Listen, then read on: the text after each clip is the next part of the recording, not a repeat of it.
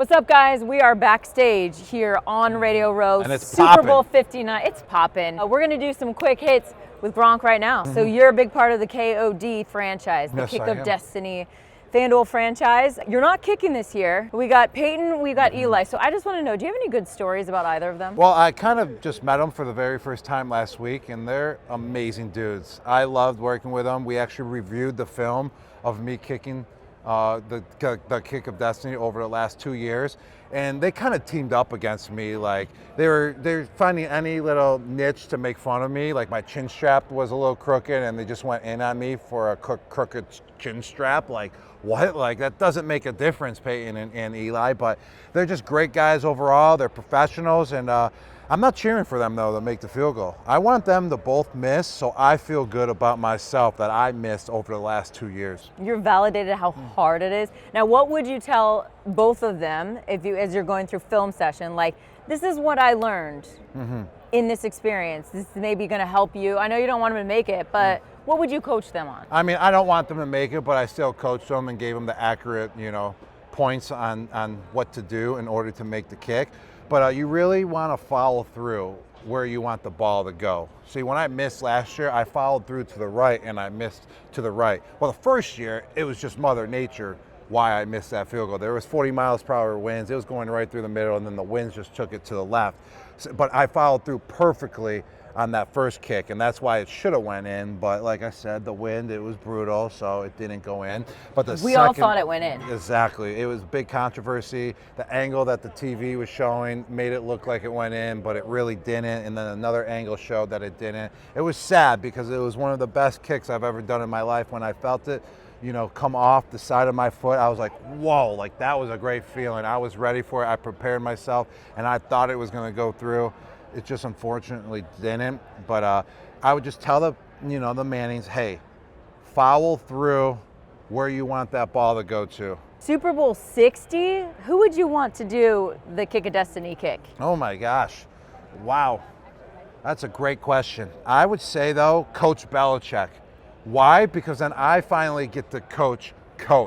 I will give him pointers. I will tell him what to do. I can scream at him what he's doing wrong. And I think fans would be interested big time, on seeing what type of skills Coach Belichick has in the kicking game, and if he can apply his knowledge to himself. So Coach Belichick would be great to have at Super Bowl 60 for the Kick of Destiny. Kick of Destiny is no longer a campaign. You know it's a franchise now. Coach Belichick, we are coming for you. You are next. He's busy these days. He is, but he can, take some time off to kick a field goal. Yeah, It still has to do with football. Yeah. Yeah, and you can use that as a recruiting pitch as well. What do you say? No days off? Yeah, exactly. That's right. You thought I was taking off? No, I was kicking field goals, and that's football. If you could go up against anybody in the Kick of Destiny, who would it be? I would go up against Eli Manning because I was talking to Peyton, and he said that his little brother is struggling, and he actually pulled his quad as well, his quad muscles, just kicking field goals. So he's a little bit out of shape. So I would go versus Eli just to make myself feel better because I know he's not really, strong suited in that department. We did hear that Eli went out all strong, tons of kicks, tons of reps, and Peyton's like, I'm gonna kick 5 here, kick 5 there. And Eli's going to be worn out. His leg is going to be just dangling off of his freaking body because it's going to be so worn out from practicing so much. His muscles are already fatiguing on him. Peyton knows what he's doing. This is the stuff a veteran knows. How many chicken wings do you think you could eat at halftime of a Super Bowl? Oh, so that's approximately, 18 to 20 minutes or so, correct?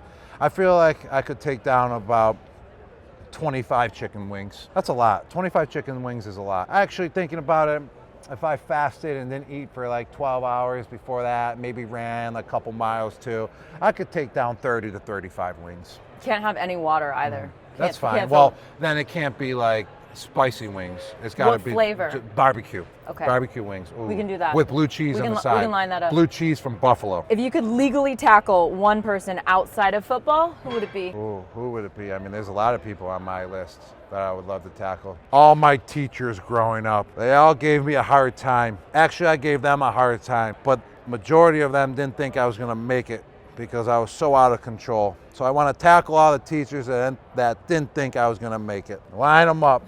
There's a couple out there. If you could be Tom Brady for a day, I would tackle him too. what's the first thing you would do as Tom Brady? Mind's boggling a little bit right now. A lot of thoughts, but the first thing I would do is I would throw a football just to see how easy it is for Tom Brady to throw a football. And then I would finally have that feeling. And he throws a football pretty easily. It's like second nature to him. So I would finally understand what that feels like. And that's probably one of the best feelings in the world, to be able to chuck a football the way that Tom Brady chucks a football. You're throwing a Gronk-style house party. You can only invite 3 people.